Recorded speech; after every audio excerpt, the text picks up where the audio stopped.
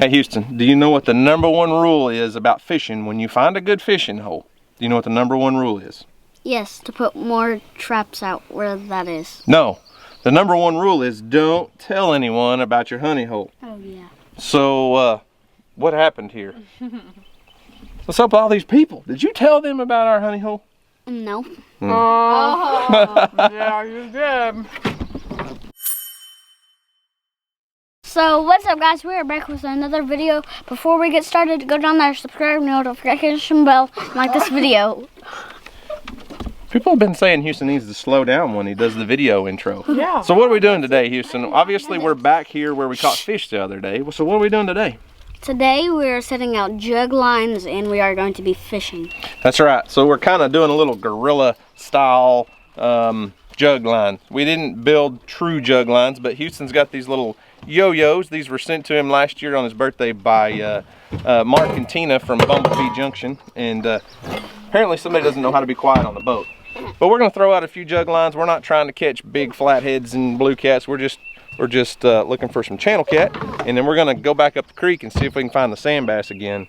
So we're going to throw all these out, and then we'll just run them on the way back down. Trying to get away. Houston, how come you're not the one putting all the worms on the hook? Because I hate touching them.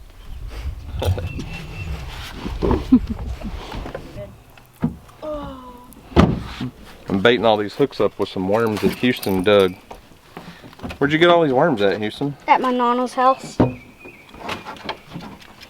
She just keep them in her bedroom or what? No, we found them outside. Oh, well, I'm glad they were outside. They're kind of skinny for my hooks, but they'll work. Getting away. Hey, a homegrown worm has got to be better than a store-bought one, right? I mean, surely fish like to eat local. So this is not the typical way you would run a jug line, but we're using these yo-yos that Houston had in his tackle box. He's been itching to use them. So the way a yo-yo works, typically I would run these on a limb line, hang them off of a limb hanging over the tree, and then your bait goes out in the water, and as the fish catch it, you know, you set your depth with this little, I don't know, my hands are filthy right now, but the way I'm holding it's not working. So it'll set just like that when it's in the water, and then when a fish catches it and takes off, it trips that and it gives the fish something to fight. So you can set your depth however deep you want to fish, but since we're catfishing with these worms, we're just going to put them down on the bottom.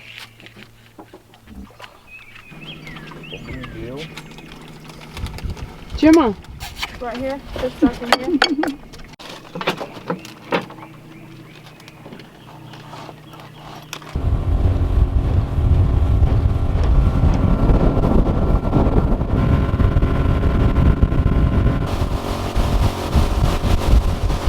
And there you have it. That is how you film an unsuccessful fishing trip. But it's a good thing, it's a good thing our last video was a fish fry. Because you guys probably didn't want to see another fish fry today. So, yeah, we did not have a lot of success on the water today. I guess that's what happens when you tell too many people about your secret fishing hole, right?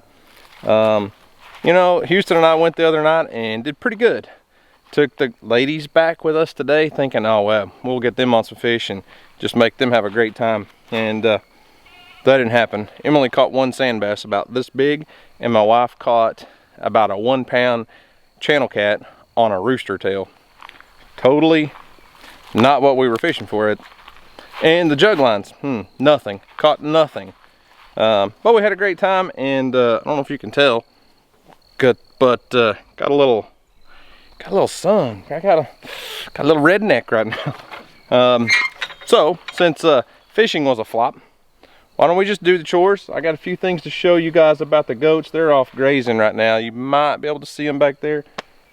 I'm sure once they hear me talking, they'll all come running to the house. But let's go check out the greenhouse, and show you guys how our seedlings are doing. You guys saw we planted a bunch of seeds in soil blocks, and a few tubs are doing pretty well. So just bring you guys on a little chore tour like we usually do when the weather's yucky. So most of our tubs have not been planted yet. We're waiting on the seedlings over there and a few other things, but a few of them are still doing really good with cool season crops. Kale is just taking off like crazy in the tub that is I'll think of the name of the kale in just a minute. But I've got some more over there too. So spinach, well, the spinach is overgrown and just blasting off. It's fixing to bolt on us. Kind of looks junky, but it still works great for juice. So we haven't pulled it out yet. Our next crop of spinach is on the way up, but it's just a couple inches tall over there right now. So Swiss chard in the tub's doing good. Look at the beets. We've been picking a lot of beet greens. My wife and I just picked the greens and juiced them because there's probably only maybe 15 or 20 beets in there, but there's a few. We could juice a few of those, but we've been kind of holding off just getting the greens. Carrots, Houston carrots are doing great, obviously. I planted these 2 tubs with sugar snap peas. Only one has sprouted and popped up so far, but yeah, we'll see about those. Look at these cabbage. So some of these cabbage are getting giant. They're big. I mean, I'm a big guy with big hands, and some of these cabbage are really big. A couple still have a little ways to go. I'm not sure what's going on here, why we're getting a little bit of wilt inside there, but I'm not exactly, whew, that looks awesome, doesn't it? That's much better. I'm not exactly sure what I'm going to do with those cabbage. I like to take them and smoke them. They're really good like that. And we'll chop some up and fry it. Little fried cabbage is good. But I've never made sauerkraut. And sauerkraut's just one of those things. When you buy it at the store, to me, it's disgusting. But there's a lady around here that's been making some sauerkraut and talking about all the benefits of it. And I'm thinking about making some of my own. I've never done it before, but I mean, fermenting cabbage into sauerkraut seems really easy. There's not a lot to it. So we may be doing some of that. Look at my Swiss chard over here. This was last year's Swiss chard. This was planted back during last summer. And it's trying to go to seed. Some of it, I mean, literally is 5 feet tall. So there's not a lot to pick. Not all of it's bolting. We've still got a lot of Swiss chard that we can use over here. This was rainbow Swiss chard, so you got just the regular white Swiss chard, some red. Look at this one. This one's really pretty too. I don't think I have any orange ones that survive the winter. And look at this. Look, I mean, just look at the size of these leaves. Man, we put a lot of that in our juices. Now I've started a few summer crops, so we got a few eggplant and some peppers. Now I didn't get a good jump on those from seed, so I just bought them myself at the garden store. These are the seedlings that we planted, I believe March 15th. I know I wrote the date on some of them. Yeah, it was March 15th, but there was the spinach, beets. This was the Haas Tools plug tray, so it's got Swiss chard, bok choy, endive, sorrel, tatsoi, and more bok choy. A few cucumbers and squash and zucchini, trying to get an early jump on some squash and zucchini, and probably some hydroponic cucumbers, probably coming along pretty soon. A little bit of lettuce. Those are some purple radishes. These are the watermelon radishes, and several more trays of seeds. So in the next couple weeks, we'll have a lot more going on in the garden. The greenhouse, high tunnel, whatever you want to call this thing, will be booming as those seedlings start growing. And last year we did those hydroponic cucumbers in the 55-gallon barrels and the 5-gallon buckets, and they did amazing for several weeks, and then we just suddenly lost them. I'm not sure what happened, but we didn't get those started until, like, I want to say mid-May. So I've already got some cucumbers sprouted, so by the first week of April we'll probably have some cucumbers started, and I just want to see if they do a lot better before it starts getting really hot. So looks like the goats are making their way back. Well, the goats made it back. They're waiting on me to open up the gate. And this guy needs some loving. Old Bear, he's been out protecting the herd today. Well, I was trying to pet Bear. Yeah, a lot of people have been asking about Bear again because they haven't seen him lately. Just so you know, Bear is an Anatolian Shepherd mix. So he's half Anatolian Shepherd and half random neighbor dog. Probably one of the best dogs I've ever owned, though. So, goats. I'm gonna have to open the gate. I'm gonna catch one. So I've got a couple babies that you guys have been asking about. I showed you guys one that had an ear tag that ripped out and kind of caused a split in the ear. Let me catch them. Let me catch her and I'll show you guys what's going on there. Let's go, girls. Everybody in. You'd think there's something going on in there, guys. All I did was just open the gate. Let's go, Skip. Somebody's got to be last, huh? Okay, so here's the baby goat I was talking about. And as you can see, there's her ear. We replaced it with the ear tag from Premier One Supplies. What happened was, you know, we put the ear tag in their ear. What are you reaching for? We put the ear tag in their ear, pretty high up on the ear. You guys have seen us do that for multiple years. Pretty high up in the ear, and it got split. Somehow, and I'll explain in a minute. What are you reaching for? Somehow she managed to get that ear tag stuck, and I guess when she was little bitty, it got stuck and she pulled it real hard and split her ear. And I showed that to you guys, and several people have been asking how she is. Well, now she just has a snake tongue for an ear, basically. It's all healed up. There's no scar. Well, no scar. There's definitely a scar. There's no you know, real damage. Okay, so there is real damage. What I'm trying to say is there's nothing wrong with the ear. The ear is going to be just fine. It's just split down the middle, and not what we wanted, but it is what it is. And these ear tags from Premier One work really, really well. I really like these. Earlier in the year, when we first started doing our ear tagging, I showed you all that we bought some ear tags off of Amazon. I was in a hurry, kind of forgot, so I got them late, ordered them on Amazon, and they're just the little small, pretty cheap ear tag. But I've never used one in the past that just had a round back. So here's what I think happened. When we got the ear tag on the baby goat, say this is the ear. My fingers are a little bit big. Most of the ear tags I've ever used in the past were just like this. I mean, you've seen all of my goats have an orange ear tag, and it's this on the front, and it also has this on the back side. So it matches. What I think happened was, with this round back, when she stuck her head through the fence, I think that got stuck. I think the wire got stuck in that, behind that round piece, and when she just got scared and yanked, it literally just ripped the whole thing out.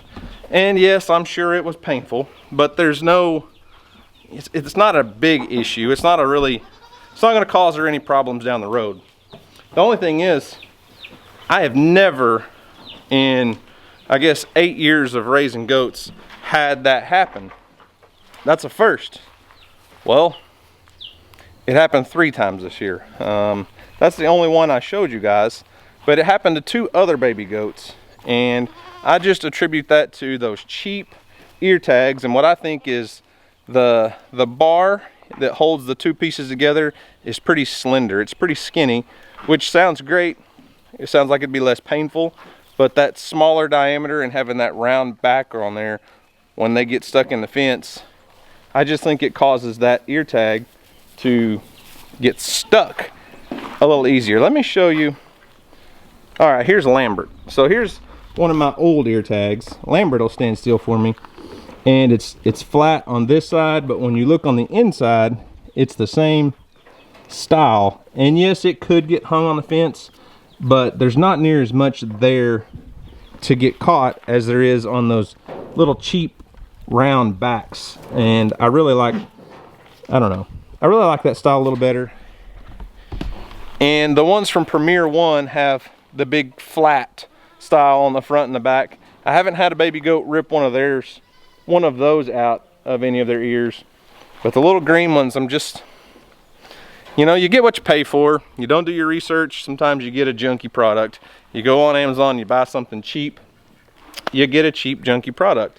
But I just want you guys to know there's no you know, permanent problems that it's going to cause for those baby goats. Yeah, they kind of got a funny looking ear, but it's not going to cause many, you know, health issues. So how about the baby chicks? You guys haven't seen the chicks since we posted the video. They are growing like crazy. Let me move this heat lamp. Not that they really need it this time of day. I just never turned it off this morning. But not using these little feeders anymore. I stepped them up to a big one. Kind of wild, kind of wild. But everybody's doing great. Look at them. They're almost into that, what I call the dinosaur phase, where they're starting to feather out, but they look like little dinosaurs. But everybody's happy and healthy. And I told you guys that we got those chicks in the mail from Wings of Refuge Farm. And when they arrived, there were 2 casualties in the box. 2 little small bantam chicks, which kind of happens sometimes. A lot of times hatcheries will send you extra chicks because they know sometimes you're going to lose 1 or 2 in shipping. But since they've arrived, we did lose 1, I believe the second night they were here. It got pretty chilly. I don't have the hay and stuff in there anymore because it's been plenty warm at night, but the first couple nights we had that deep hay in there, and they all kind of huddled up around the heat lamp, and I think one of them just kind of got trampled on. But ever since then, they've all been doing great. So chicks are doing good, goats are doing good, donkey poodles are doing good. You guys haven't heard much about them lately. We have not gone to the vet to have them preg checked yet, but the vet that took care of Dusty's bison when we worked them is the same vet that we'll take these to, and he basically just said, hey, just schedule an appointment and bring them up. We'll run them through the chute because he has to do a little, you know, insertion to preg check them like he did on the bison. But we'll get around to that. Not sure about Lucy, the little baby girl. I'm not sure how old she needs to be before she can be bred, but we're hoping the vet will tell us she's plenty big enough to breed, and then we'll have her turned in with Rufus in a month or 2. That way, their gestation period's about 11 months. So we don't want a baby to be born just right in the dead of summer, but we'll wait probably and breed her in the fall. They put her about 1.5 years old. And yeah, so there you go. What a wonderfully unsuccessful fishing trip, but the weather is just gorgeous. I mean, right now it's sunshiny and about 70 degrees, and it's just so peaceful right now. There's so little going on in our world. We're not on lockdown in our part of the state, so we're still able to move about and do the things we need to do, but there's just not many people doing a lot. And typically, I mean, I do live way out in the country, I know that, but typically when I'm shooting a video, I always, at least once during the video, I have to stop and let an airplane fly over. I hate having that background noise. And I'm not close to the highway, but you can always hear the semis and the big trucks running down the highway. And it's just so peaceful and calm and quiet. And like I said in the video the other day, this whole storm, this whole phase that we're going through right now with this virus, man, there's a lot of negative things, but I'm starting to see a lot of positive in this. Just the way families are coming together and how much time we're spending together as a family, and just actually slowing down and enjoying each other. Just like today, we all loaded up, I say all except Weston. He wanted to stay home and sleep, but we all loaded up on the boat, went to the lake, probably there for 4 or 5 hours. Didn't catch a lot of fish, but we just had a great time.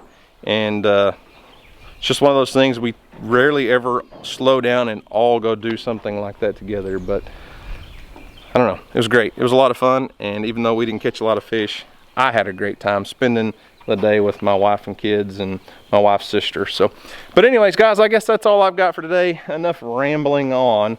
Hope you guys are enjoying your time with the virus, floating around. Make the best of it. Make the best you can. I know a lot of people are struggling, a lot of people are hurting, but whoa, like my pastor said today in our online church service, there's things we can do to encourage each other and help each other out. You know, he was talking about not, you know, with our prayer list and things like that at church, not being able to go to people's hospitals and not being able to go to people's house and talk to them. There's still a lot of things you can do to encourage people. You can go stand on the front porch and say, hey, I'm just here to say hi and check on you. Or if you're in lockdown, man, you can still shoot people an email, shoot people a text, let them know you're thinking about them, and let them know you care. But anyways, guys, I guess that's all I've got for today. Thanks for watching. Hope you enjoyed it. Y'all have a great day. And as always, we'll see you on the next video.